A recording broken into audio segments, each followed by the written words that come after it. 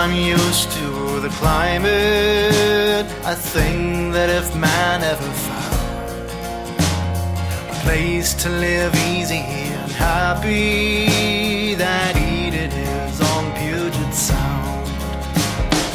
Eden is on Puget Sound. That Eden is on Puget Sound. A place to live easy and happy. That Eden is on Puget Sound. Hello, you are listening to the Seattle Files. My name is Chris Allen, I'm your host. On each episode of this show, I get together with a different local comedian, and together we discuss the strange, unusual, interesting, and oftentimes lesser-known aspects of our local history. Joining me today on the program is Jekeva Phillips. How's it going, Jekeva? Good! Hello! Hello! People of the internets. Yes. Jekeva is the founder and editor of World Lit Zine. She's the founder and director of the Bibliophilia Storytelling Festival. She is the managing director of Lit Crawl Seattle and a member of CSZ Seattle, home of Comedy Sports, which performs regularly at the Atlas Theater in Fremont. Am I leaving anything out? It's Word Lit Zine, not World Lit Zine. Did I say World Lit, you not did. Word Lit? Everybody does because they think of the book Brave New World by Aldous Huxley. Mm-hmm. And that's not why I made the mistake. Oh, okay. I'm just... Yeah, All right, well, I thought you were more well-read. Apparently not, no. I'm dumb as a jar of olives. Nah. Yeah. So, how long have you lived in the Seattle area? I've lived in Washington most of my life. I grew up in Everett, then Linwood, Mukilteo area. Okay. And then I went to college on the East Coast, and I came back here like 6 years ago. Okay. And so most of my life I've lived in Washington and then, messed around in Seattle, hung out and stuff. Messed around in Seattle. Yeah. Cool. Where did you go to school on the East Coast? I went to Point Park University. Oh, okay. It's in Pittsburgh, Pennsylvania. And, Point Park in Pittsburgh, Pennsylvania? Yeah. That's, okay. Where Peter Piper picked a peck of, whatever. Oh, whatever. Yeah, whatever. That thing. No, I gotcha. Exactly. Cool. So most of your life you lived in Washington. Mm-hmm. Cool. Yeah. How much do you know about local history? Not very much. The only cool piece of history that, I know, and I don't even really, know it, but, I remember me and my friend Tammy, when we were in high school, we found, the Mukilteo graveyard, and it's oh, yeah. Yeah, it has, dead people in there.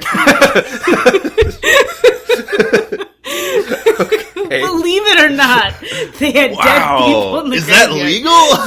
Yeah, dude. But they're some of those are as old as 1820s, and cool. So that was kind of cool. Yeah. But yeah, I never paid attention in history class because I feel like once you've listened to history past sixth grade, you're I get it, Paul Revere and blah blah blah. And then we took Washington State history, and I was I get it, fur traps and Johnny Appleseed.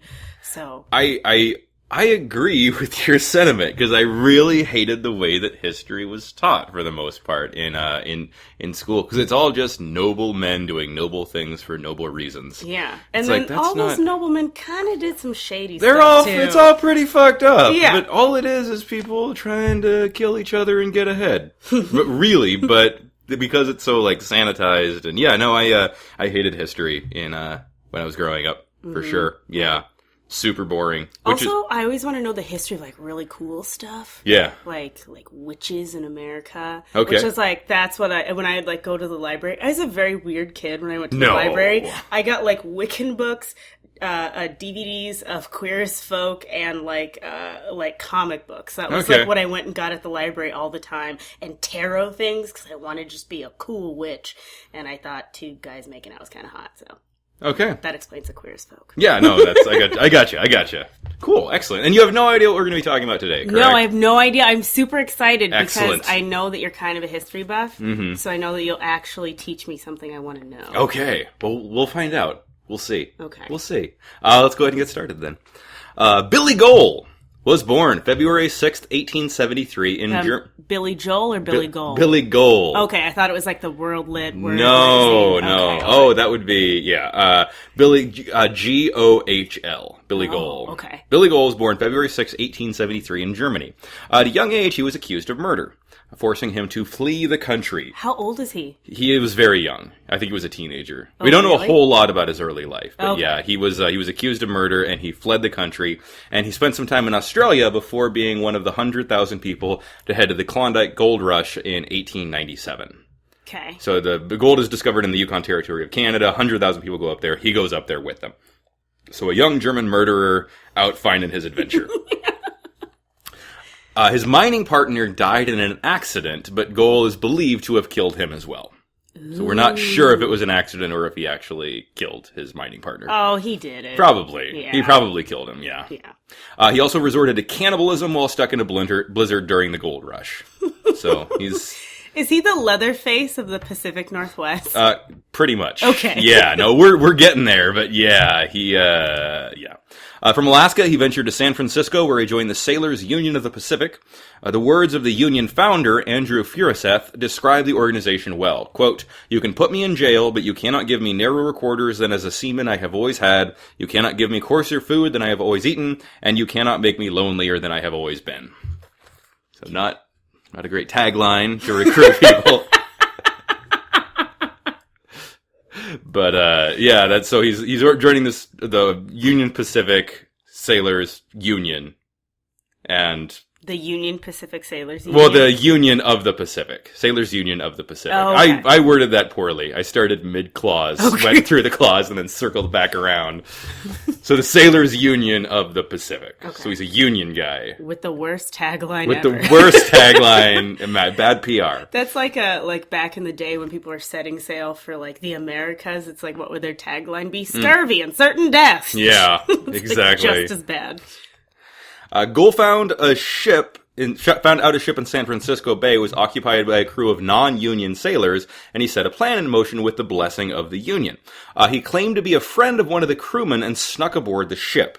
He then held him at gunpoint and brought the other sailors in one by one, disarming them until the whole crew was under his control. He then brought them to shore where the union men were waiting to beat the shit out of them. So... He's, I mean, that's a good plan, focus on choke points when you're outnumbered. Yeah. It was just one gun. He took over control of an entire ship and then brought them all back because they were scabs. They were non-union soldiers, or sailors. Bastards. Yeah. In 1902, he moved to Aberdeen and took a job at a cigar store. But his main source of income was shanghaiing sailors. Do you know shanghaiing?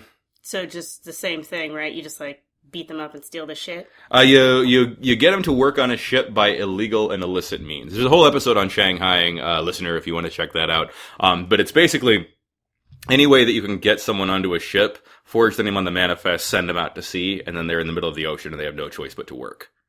Oh, that's so dirty. It's that's awful. So bad. It's also really awful. Kind of genius. Yeah, it is. People did it for years. It's like, what can you do? Nothing. You can either drown or do my shit. Yeah. Right? Well, a lot of times, so they would either not feed you unless you worked, if you were shanghaied, or if they wanted 4 men, they would Shanghai 5 and just kill one and throw them overboard. So, as a show of strength. Yeah, and then the rest of them would fall into line. Okay. Yeah, but these were years-long voyages. They'd be heading out to San Francisco and South America, or not Australia and South America and Asia, and these weren't short trips. That's so. Oh, whoa. Yeah, so he made a lot of money shanghaiing sailors. He had a bar on F Street in Aberdeen where he would drug men, take their money, load them onto ships, forge their name on the manifests, and send them out to sea.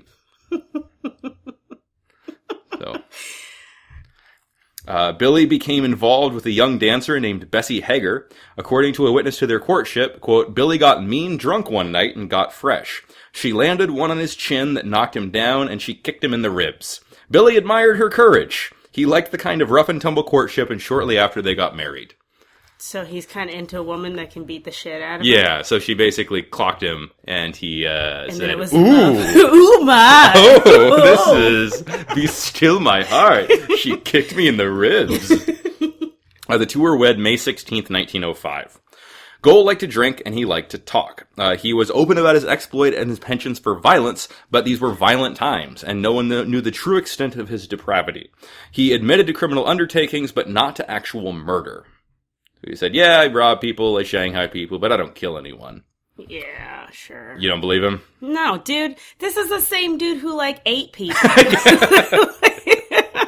I ate that dude, but I didn't kill him before I ate him. Yeah. Like, no, you did. Yeah. You did. You ate that guy, brah. Billy was a member of the Sailors Union and became the local union agent for Aberdeen. So he's kind of in charge of the union there. The Union Hall was right above the Grand Saloon where Billy frequented, on pilings above the water. So it's built on kind of a pier. And he's in one room, and the Union Hall is in the other, or the Grand Saloon is in the other room.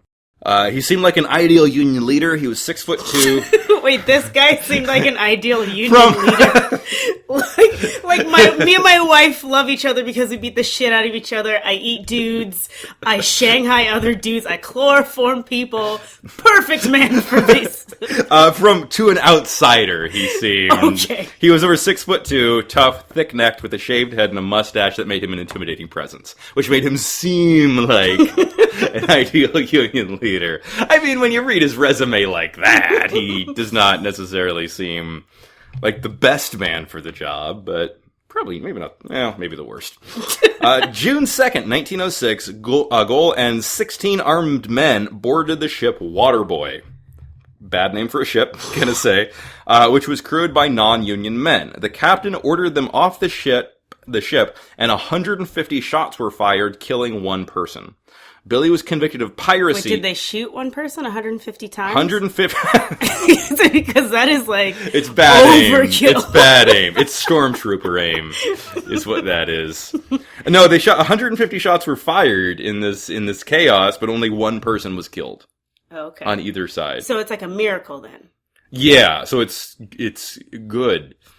Or maybe not good, but better than it could be. Yeah. Reading this to you is just bringing out a whole different kind of context than what I was researching. But yeah, one person died in this chaos. Billy was convicted of piracy, and he was fined $1,200, which the union paid for him. Of course it did. Yeah. A rival cigar store was threatening to put Gohl's establishment out of business. So he's working in one cigar store. He kind of owns a cigar store. There's another cigar store that's doing better. So Gohl burned down the cigar store, as well as the hotel that occupied the same building. Okay. Because, why not? He said, quote, I used electricity to set it off. I had the damnedest time. I fastened the cord to his light circuit, but the son of a bitch hadn't paid his light bill, and it was turned off. I had to run a wire in from clear across the street to make it go. What an asshole not paying his electric bill. Yeah, it makes it real hard to burn down his establishment. Although the irony of burning down a cigar joint is not lost. Oh, yeah. I wonder if they savored the fumes. They probably did. Yeah. 2 people died in the fire, including George Griswold, who Billy had a grudge with from a few years prior. He said, quote, ain't it funny how things work out? I never dreamed there'd be a bonus in it. Yeah. I figured you would identify with Billy. you and this guy are... We're the same person. Yeah, pretty much. Kindred spirits.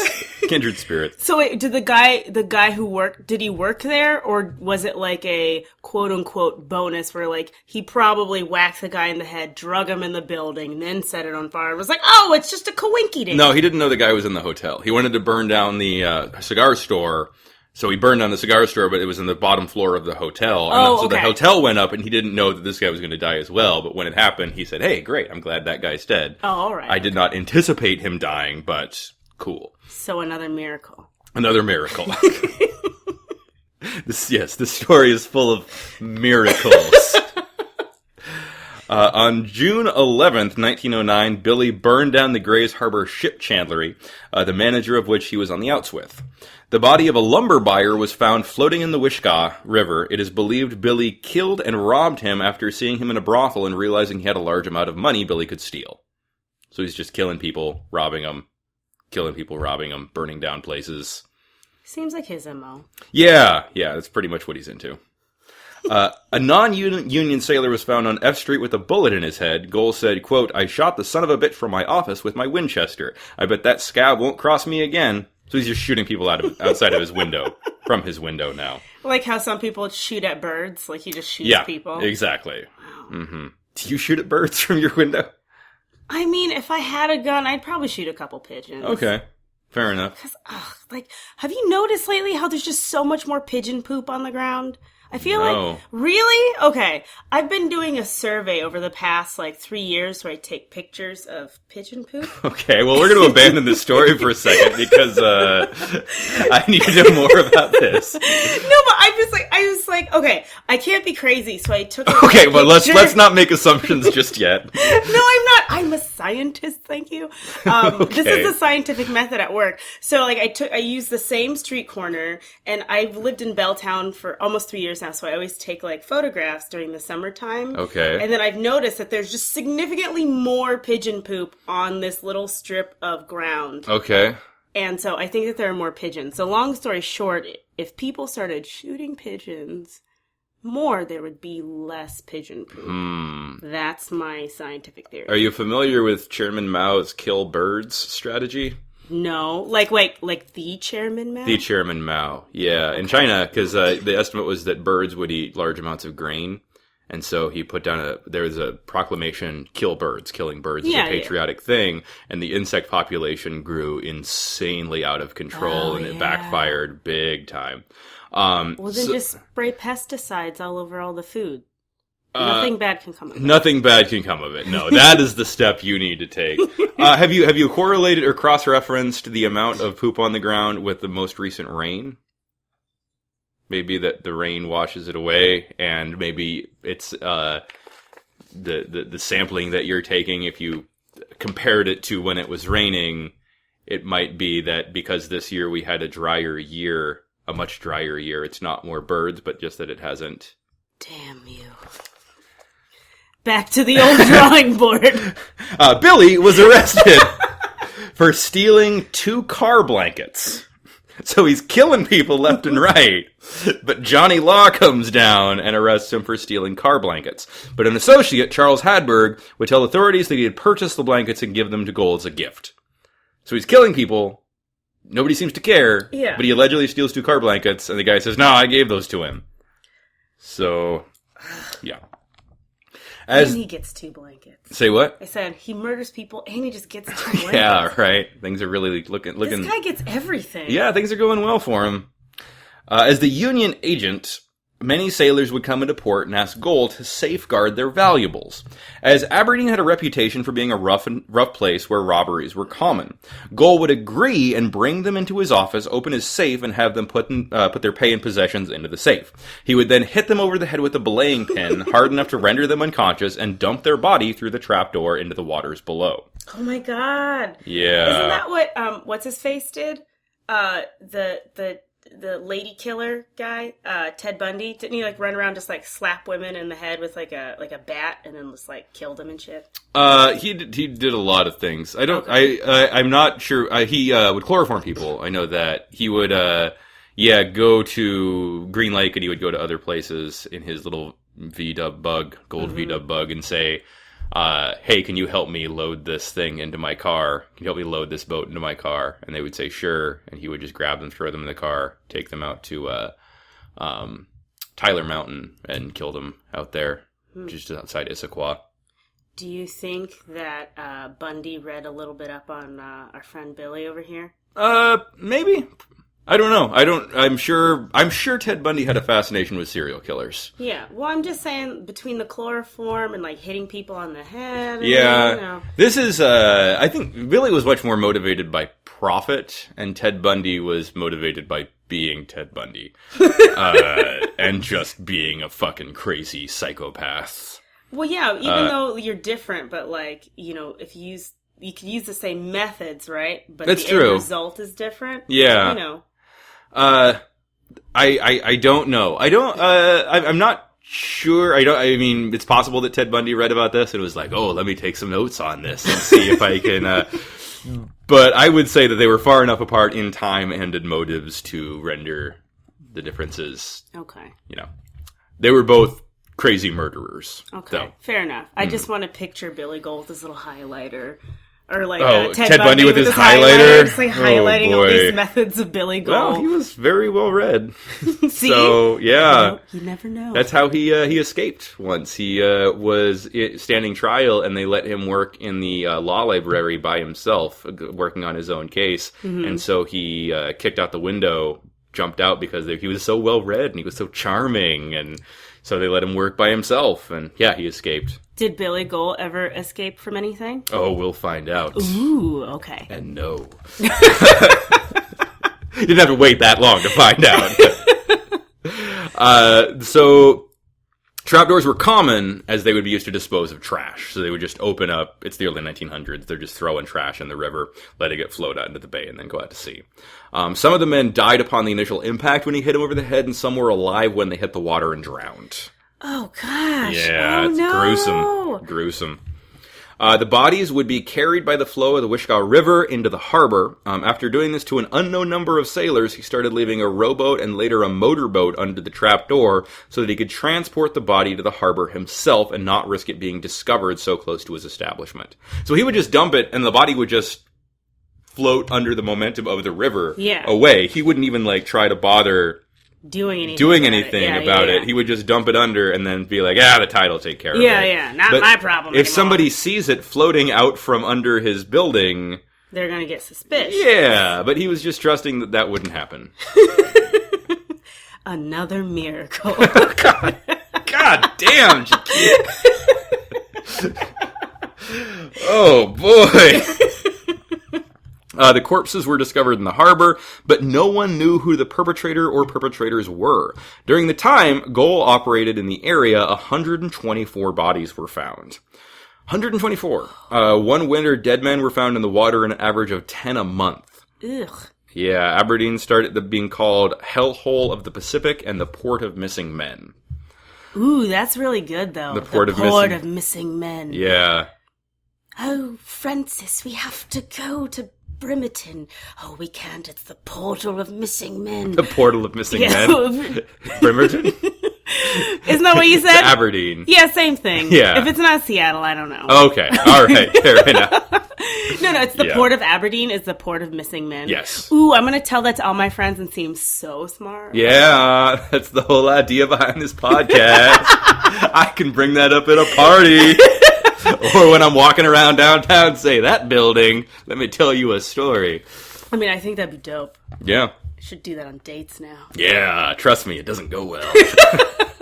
I've been told walking through downtown with me is exhausting. The bodies in the water were nicknamed the Floater Fleet. Being that Gohl was the Union agent, it was common for law enforcement to come to him to ask him to identify the dead men found floating. Wait, so he had to identify the people? So they would say, do you know who this is? And he would say, yeah, I'm the head of the union here. I know who that is. But really, he was the one that killed them. Yeah. Yeah, so he's like Dexter, helping the police solve the murders. I was just going to say that. Yeah. Oh my God. Do you think Dexter studied him also? Well, he also really fell apart in the last season, so maybe. That's so crazy. So would he tell the truth about it? Or would he wouldn't lie? say, I killed this guy. No, but I mean, would he give their real identity, or would he just make one up so he could keep the stuff in their safe? He would give the real identity if he knew it. Oh. And he would still keep keep the stuff. He wouldn't tell them necessarily, he asked me to look after this stuff, and now he's dead, so here, let's get it to the family. He would just say, yeah, I know who that is. Oh. Somebody probably killed him and took his stuff. Okay.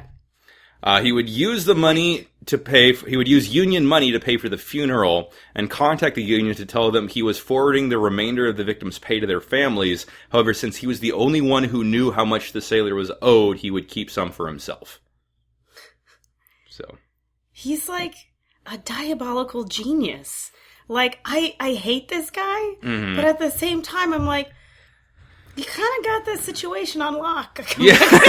I'm not gonna lie. He's pretty good at killing people. It's so bad. He's good at it, yeah. Now I'm starting to root for him. No, tell me more bad things. I don't want to root for him anymore. Okay. It's difficult to say how many men Gohl killed in this manner.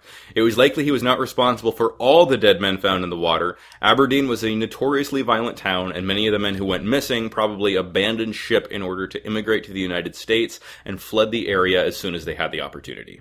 So, okay, back up. So why was Aberdeen a really violent town? Aside from Billy Gohl. But it was out on the frontier. It was it was as far from civilization as you can get.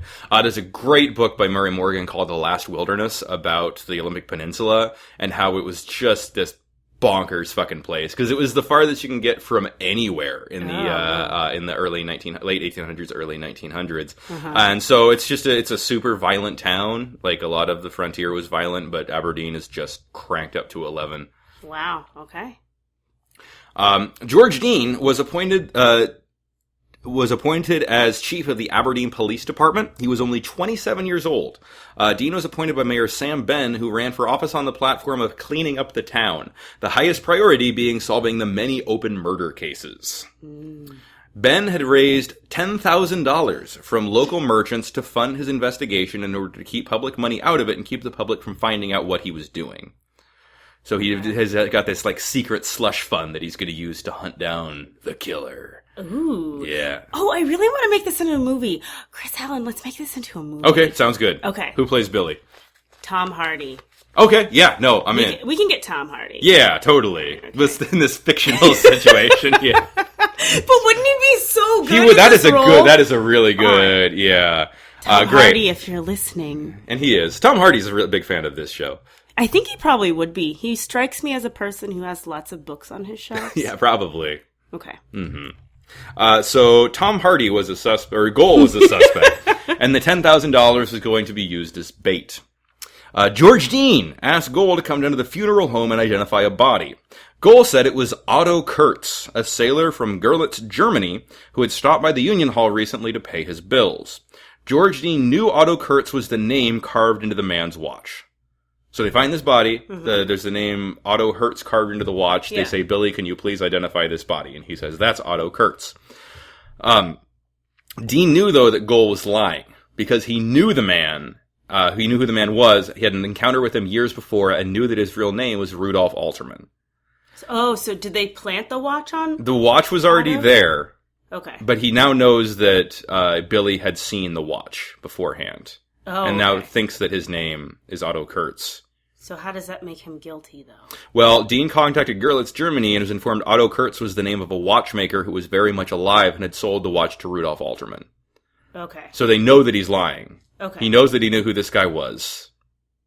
That he probably killed him, and he had seen the inside of the watch. Okay. And now he threw him over into the water. I'm still not getting one thing, though. What's that? How do they know he's lying? How do they know he's lying? Yeah. Well, so I guess Billy would have known that his name was Rudolf Alterman because he was a Union guy. So he would have known that, or not, maybe didn't necessarily, but they knew that he saw the inside of the watch. Okay. So Billy didn't come and examine the body, look at the watch, and say, "Oh, that's Otto Kurtz." Mm-hmm. He saw the face and said, "Oh, that's Otto Kurtz," which means that he had seen the inside of the watch and he'd seen who this guy was before he died. Okay. And but just because he saw the inside of the watch, does that mean that?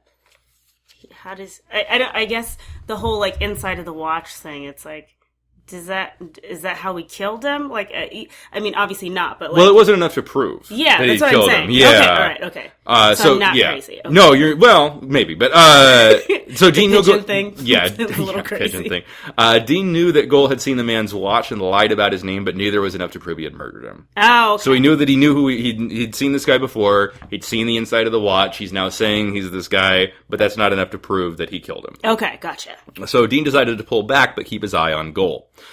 Dean used the secret fund to hire two private detectives, Billy Montney and Patty McHugh, very great early 1900s detective names.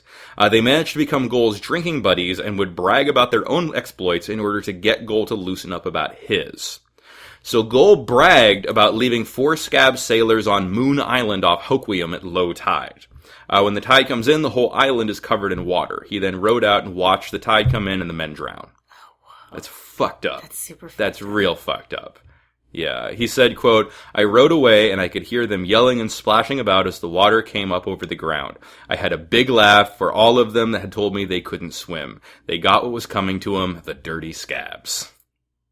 Not into scabs. No, anti-scab. Anti-scab. That is very anti-scab. Yeah, a gruesome way to kill someone. Gruesome. Just watching the tide come in until they drown. Yeah, ooh, boy. Sitting in a rowboat, just occasionally rowing a little bit off. Yeah. Oh, I'm missing my shot. Oh, I gotta row this way so I can see them drown to death. Yeah. Oh, that one's swimming over this way. Better row away just faster than they can swim. Ugh. Yeah. No good. How long does it take the tide to come in? 8 hours. 8 hours? Or six or 8, I think it's 8 hours. 8 or 6 hours. Someone in the comments is going to put how much time it takes for them to come in. I think it's 8 hours. Okay. I believe. Either way, it's a really long-ass time to watch somebody No, it's die. 8. Yeah, it's 8. That's a long time. That's a long time to sit and watch somebody drown. Wouldn't you get a little bored, though?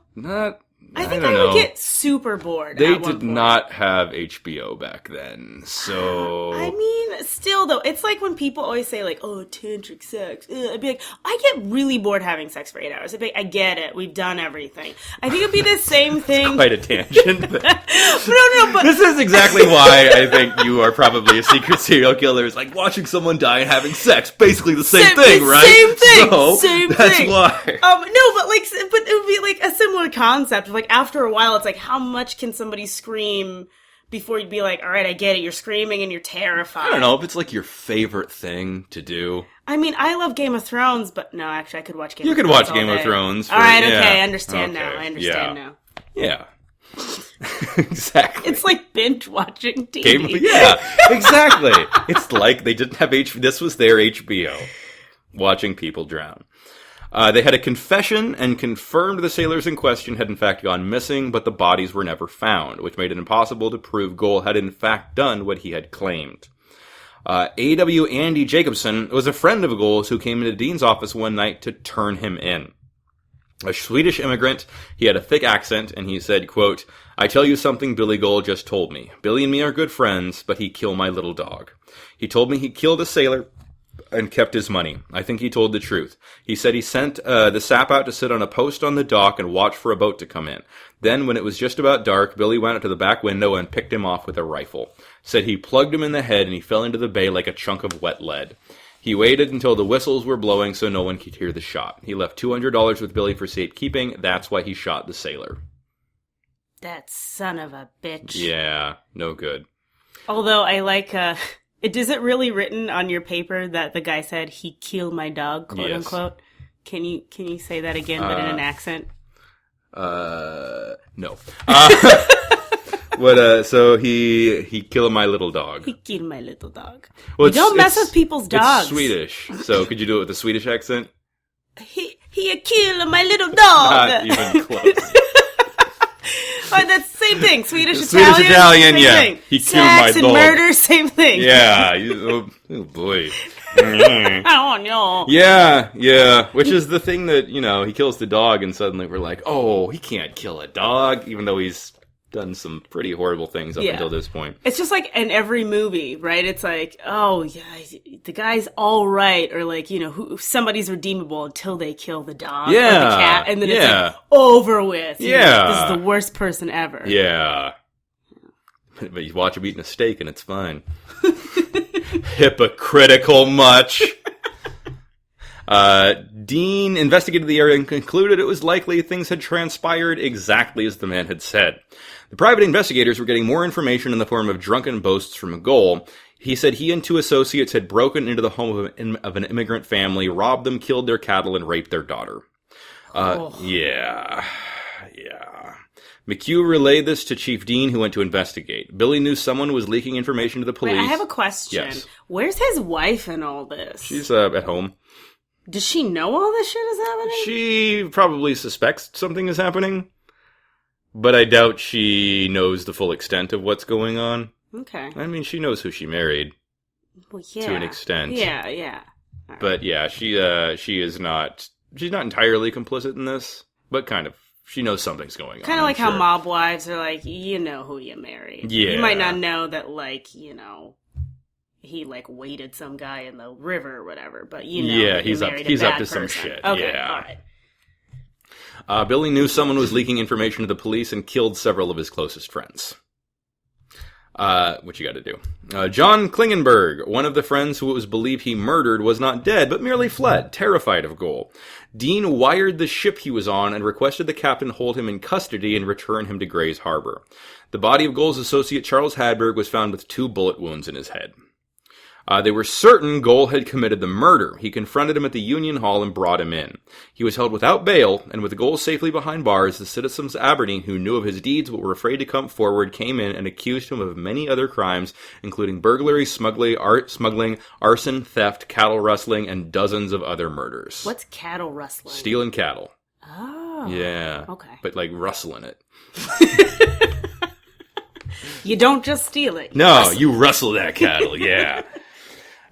So a special kind of stealing, specifically of the cattle nature. Like, well, how do you, like, rustle a cow? You lead it like a leash, like a dog that doesn't want to be walked. Oh, okay. I think. Oh, are you just making this up right Yeah. now? Are we doing an improv? No, I'm trying to extrapolate from the data that I have. Oh, okay. Or you can, like a sheepdog gets sheep. You It's get kind them. of like... Kind of guide into, the like, a cattle. section. But Okay. cattle wrestling just means stealing cattle. Oh, okay. All right. As to the method, I'm sure it varied. I'm sure there's more than one way to steal a cow. John Klingberg issued a formal statement that was published in the Grays Harbors Post on December 20th, 1909. Quote, "When I come up to the Union office, Billy Gohl took me inside, and he gave me a gun and he told me, we have to go get Hadberg. I said to Billy, ain't that possible to smooth that off in a little decent way? No, there's no other way to do it, he says. I stare in straight into the penitentiary. Now you take this gun, he says, and I took it. I shoved it into my pocket. Well, that night I went home. Next night I met Billy and John Hoffman. Well, we took the launch along with us, and we come outside of the bay, and Billy Gohl fired 4 shots in the back of John Hoffman. So he killed one of the people who was helping him to kill this other guy. He told me to... Like you do.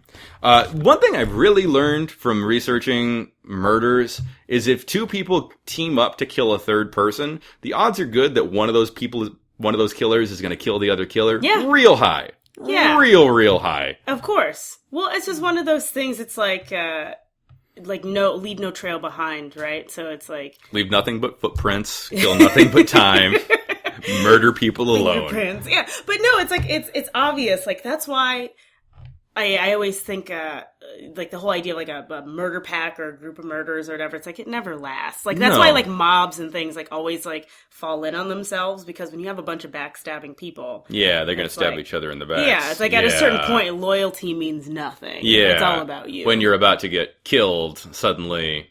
Not like, oh, well, I took a code, so yes, kill me. I'm going to defend myself and not try to not get killed. Yeah, there's no such thing as an honorable war or a fair fight. That's just the reality. I don't want to be involved in anything where people are killing other people. Yeah, what if those people are like zombies? Then they're not people. Oh, they're the undead. Used to be people. Then they're like, you're holding the gun, and they're like, it's not your mom anymore! It's not her! Chris, you gotta shoot! And I can't do it! Maybe she was your mom once, but she's a monster now. Yeah. Cool. No, that's a different story. I could kill an undead. Okay, all right. Yeah. I love supernatural TV shows, so including the show Supernatural. Mm-hmm. So sometimes my brain just goes, but what about like when like the demon army comes? And I know that it'll never actually happen, but those shows sometimes make you think about like who you would be in that kind of a situation, right? I thought about who I would be in the Game of Thrones world, and I would be the guy that gets decapitated in the first episode for abandoning the Night's Watch. That's you. I would be like, zombies, fuck, run away, get decapitated, the end. That's who I would be. Every time I do a Game of Thrones, like, which Game of Thrones character? You always get Littlefinger. Yeah. I do. I always get Littlefinger. Of course. Like, oh man, am I secretly evil? Does this like BuzzFeed quiz know something about my soul? I'm a good person. I one time gave a guy $1. Let's recap what's happened so far. You compared, watching people drown for 8 hours is just like sex. And, one person got killed. It's a miracle. Oh, this other person got killed. It's a miracle. This body floated away. It's a miracle. I just see, as a writer, I see things from I see things from other people's perspective, man. I'm a conduit. I'm a conduit for art. Okay. Back to the story. As a writer. Okay. So John Klingberg goes on. No, time out. Okay. Yeah. P.S. like, as you're talking about, like, all of this, like, and he run him down, and, like, you're doing the voice of all these people, like, I totally want this to be a movie even more, because I just want some old hillbilly with, like, a leather hat being like, and a song plugged the guy in the head. He felt like wet cement. Like, right? Like, it's kind of, this is some good stuff. Yeah, no, this would be a good horror movie. I'm going to text Tom Hardy later. Okay. Well, he's listening, so if you don't want to wait for this episode to come out. But a text is so much more personal. It is more personal, yeah. I'm going to send him a dead pigeon with a note attached to it. That's my preferred method of communication with Tom. So these two guys are going to go out to kill this third guy, kills one of them, says, we took the long winch with us. Billy fired 4 shots in the back of John Hoffman. He told me to lash him to his ankle, but the man was hollering. He hollered, Bill, oh Bill, for God's sakes, don't kill me. Still, I couldn't do nothing to the man. The man was hollering, and I was afraid to touch him. I was shivering all over. And Billy Gohl was kicking him in the face and the side, and he sat on his stomach. He was hollering, and Billy Gohl put a shot through the man's head. I had to give him a hand and tie the man to the anchor to save myself. So I'm not entirely sure I believe this narrative as much, because he's like, he forced me to kill this guy once he gets brought in, which, I don't know. This whole Billy Gohl dude sounds real creepy. I'd pretty real much do whatever the fuck he wanted. Yeah. I'd just be like, yeah, Billy, totally, dude. Totally. Yeah, that's a good idea. Yeah, great. I'll make us grilled cheese while you're doing that. Is that who you'd be in this, like, murder pact? I'd be the guy making grilled cheese in the back. Yeah, they'd go do the murder, you'd make grilled cheese for people. Yeah, sitting there reading, like Little Women in the background making grilled cheese, which just came out at the time. Like, oh, Joe! Yeah. Oh, don't die, Joe! No! Spoiler alert! Oh, people know. If you're listening to this and you don't know Joe dies in Little Women, then... People who are fans of this podcast are fans of Little Women. Of Little Women. Have you done extensive research? I'm extrapolating from incomplete data. Maybe Joe doesn't die. I don't know, listener. You read it and find out. She did. It's a good book. Okay, now who's the spoiler? So we got into Indian Creek that night and went over to Charlie Hatberg, who was standing on the beach as the gasoline launch got stuck in the middle of the slough in the mud. The two then went to Hatberg's home. Billy Gohl went to sleep. The whole night, I couldn't sleep. I was going out and in, thinking of the thing that Billy had done. The next morning, we got to the launch, but the engine wouldn't start, and Billy Gohl proposed we had to pull out. When Billy Gohl comes to me, he says to me, you take him. If you don't take him, I take him. Billy Gohl gave me a sign to shoot, and I done so, because I know if I hadn't done it, Billy Gohl would have shot the pair of us. We tied the man to the anchor, and I throwed him in. So he's admitting that he is a part of this crime and saying, I will testify that Billy Gohl killed this guy. To save his own hide. Well, Billy's not doing it to save his own hide. Well, kind of. I mean, the guy who's ratting him out says he's saving his own hide. Yeah. But Billy is killing this guy because he knows somebody is talking to the police, but he doesn't know who. Yeah, so he's just killing randos. He killed one of the private investigators that was investigating him. Like, he's killed a lot of people at this point. Another miracle. Oh, God. Billy's first lawyer quit before the trial started, claiming it was because Billy had no money, but most believed it was his brazen attitude and claim he had written down in a journal every man he'd killed and crime he'd committed, and as if he was proud of them. So he's got a murder journal. Yeah. Yeah. That sounds like something he would do. Yeah. Gohl's cell was searched, and many weapons, including a loaded revolver, were found. After that, he was moved to a padded cell. You don't want a loaded revolver in the cell of the guy who's accused of killing dozens of people. I mean, he might just kill himself. Win-win. His ego's pretty big. I don't know if he would kill himself. Sometimes, though, like, big ego means that, like, you don't want anybody to take you, right? Maybe. Like, yeah. It's like, oh, I could kill somebody else, or, like, those coppers can't get me, and then you're just like, oh, I'm in heaven now. The trial began. My response is to choose not to respond to that. The trial began May 1910. The prosecution called 49 witnesses who would recount his deeds and lay out the sequence of events that led to the murder of Hatberg. The jury deliberated for 9 hours and returned with a verdict of guilty. Gohl was sentenced to life in prison and would serve his sentence at the state penitentiary in Walla Walla. Gohl seemed relieved as he was expecting the death penalty. Why didn't they give him the death penalty? I don't know why they didn't give him the death penalty, but they gave him life in prison. Did they ever find his murder journal? No, they never found his murder journal. So, it's maybe still out there. As a writer, he felt that, documenting his life experiences was important. It would really make it authentic when he comes out with his memoir. Yes, exactly. Klingenberg was also tried and convicted of second-degree manslaughter for his role in the killings. He was sentenced to 15 years in prison, where he became a tailor and upon his release lived the rest of his life without another run-in with the law. Bessie went to Walla Walla to be near her husband, but after a few years she filed for divorce and moved away. Kind of lackluster. She didn't want to stay with somebody who was... That's what I mean. In prison without... Kind of fizzles out. You can't get that D. Yeah, you gotta go beat the shit out of another guy and take his heart. Did they have conjugal visits back then? Probably. Oh, really? Yeah. Oh, okay. See, I thought she just ditched him because, they didn't have conjugals, so they couldn't... Well, maybe she could go, watch someone drown somewhere instead, Because it's pretty much the same thing. I'm just saying. Yeah. It is now, after 16 years in prison, Gohl died from pneumonia and skin infection, which is exacerbated by dementia brought on from syphilis. It is now believed that mental disorders due to syphilis exacerbated his already violent tendencies. So it went crazy from the STD. Yeah, I was going to say, that could totally make sense. But see, now I don't want, an excuse.